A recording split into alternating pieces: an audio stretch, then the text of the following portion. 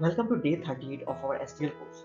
Today we are going to explore how to apply the standard template library STL in competitive programming environments like Codeforces and Leetcode. If you have ever participated in coding contests or tackled challenging algorithmic problems, you know that efficiency and fast thinking are key. STL provides a rich set of tools, containers, algorithms, and utilities that are indispensable for solving complex problems quickly.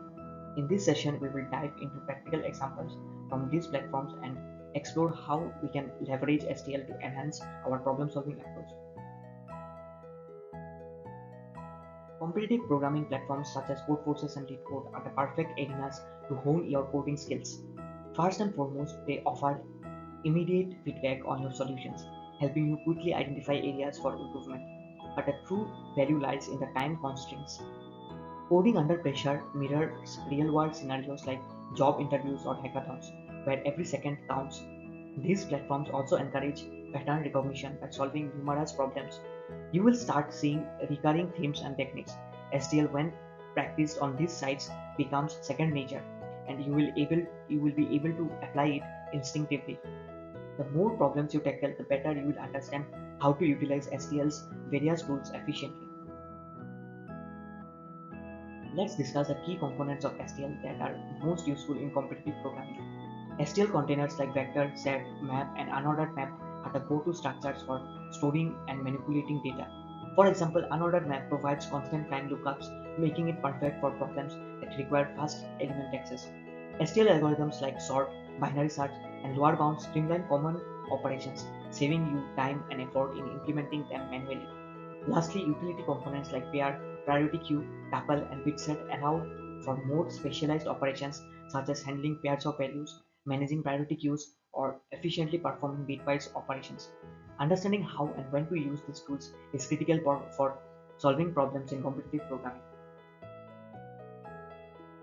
Let's take a look at a basic yet insightful problem from Leetcode. Find the element that appears more than n by 2 times in an array.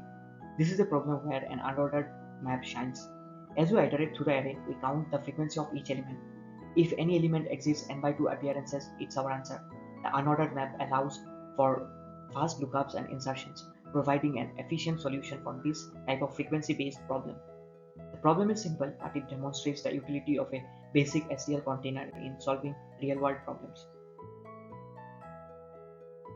Now let's examine a slightly more advanced problem from Codeforces. Find the most frequent two-letter substring in a given string. To solve this, we can use a map to store each two-letter substring along with its frequency. Once we have all the substrings, we can use max element to find the one with the highest frequency. Notice how the map provides automatic sorting by key, which is incredibly useful for problems where order matters. This problem teaches us how to combine STL containers with algorithms to efficiently solve string-related tasks. Next, we will tackle a well-known problem from Leetcode, the sliding window maximum. The task is to find the maximum value in every sliding window of size k. This is a perfect scenario for using a dequeue. A dequeue allows us to maintain the current window's maximum value while efficiently removing elements that fall out of the window and adding new elements. The sliding window technique is a common pattern in coding contests, and with the help of STL's dequeue, we can solve this problem in linear time, making it much more efficient than a naive approach. Here's another interesting challenge. Can a subset sum to a given target? This is a dynamic programming problem, and we can use a bitset to solve it efficiently. A bitset allows us to track which subset sums are achievable as we process the array. Each bit in the bitset represents whether a specific sum can be made using some subset of elements. This bitwise manipulation technique can dramatically reduce both time and space complexity compared to traditional dynamic programming solutions. The problem highlights how STL's bitset can be used for efficient set operations, especially when dealing with binary states. Now that we have explored some problems, let's discuss strategies for using STL effectively in coding contests. One important tip is to understand the time complexities of the containers we are using. Unordered map has constant time complexity for lookups, whereas map has logarithmic time. Additionally, pre-coding input-output templates can save you precious minute during a constant contest, as input parsing and output formatting can often be a bottleneck. Another great tip is to practice using lambdas and custom comparators for sorting. This can significantly reduce the verbosity of our code. Lastly, avoid nested maps unless absolutely necessary, as they can lead to inefficiencies in both time and space.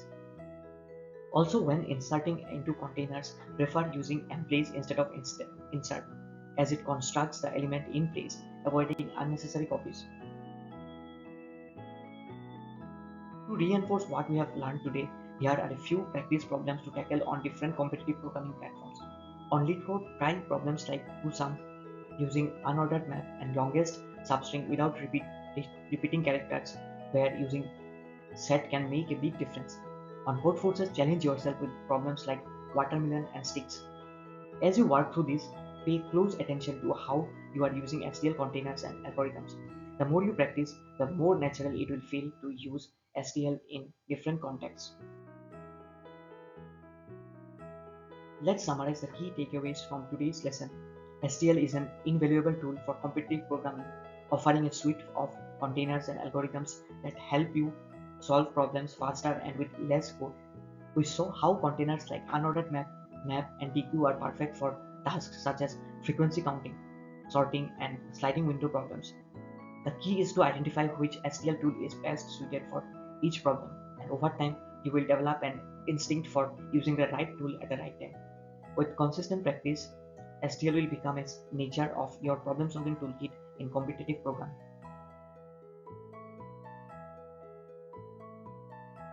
For your homework, I encourage you to solve at least 3 of the problems listed earlier.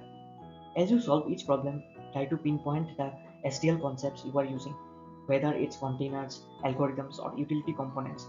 After solving the problem, reflect on your approach and share your solutions, along with an explanation of your logic in the course forum. This will not only help reinforce your learning, but also give you a chance to engage with your peers and see different approaches at the same problem.